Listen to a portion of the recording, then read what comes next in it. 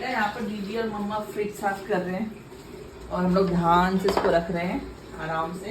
ये देखो पूरा अंदर का पैनल, सामान पूरा सेट करना है यहाँ पर हमको। देखो पूरा फ्रिज सेट करेंगे हम लोग और दीदी भी पूरा क्लीन कर रही है।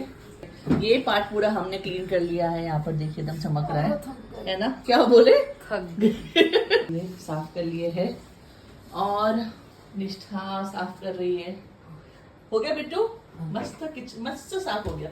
ये डोर वाला साइड साफ कर लिया है, बाहर से भी साफ कर लिया है। अब ये लो, ध्यान से लगाना बेटो।